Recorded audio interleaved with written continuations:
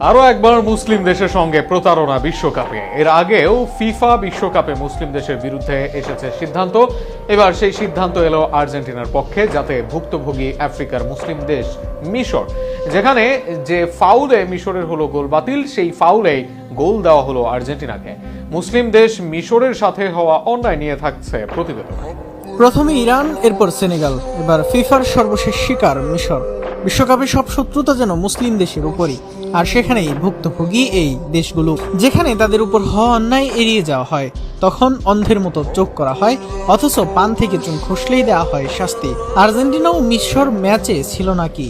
মিশরের বিপক্ষে শুধু আর্জেন্টিনার 11 জন খেলেনি, খেলেছে রেফারি, খেলেছে পুরো ফিফা, যেখানে ভুক্তভোগী আরও এক মুসলিম দেশ। 2-4 মেলালে দেখবেন এই দৃশ্য নতুন নয় মোটেও। অথচ দিনটা মিশরের জন্য ইতিহাস রচনা করার একদিন হওয়ার কথা ছিল। শুরুতে হেডে এক গোল, এরপর জিকুর দারুণ কাউন্টার অ্যাটাক থেকে গোল, কি ছিল না মিশরের। কিন্তু এই মিশরকে আটকাতে রেফারির একের পর এক বাজে সিদ্ধান্ত, তাতে এই ভুক্তভোগী দলটি ম্যাচের 21 মিনিটে পেনাল্টির বাজি মিশরের বিপক্ষে, যেটা নিয়ে আছে বিতর্ক। এরপর 56 মিনিটে বাতিল হলো মিশরের গোল, দেয়া হলো বিল্ড আপে ফাউলের অজুহাত।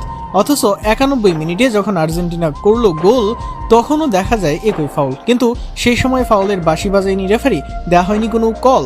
উল্টো প্রতিবাদ করতে আসলে একের পর এক টিম মেম্বারদেরকে দেয়া হয় কার্ড।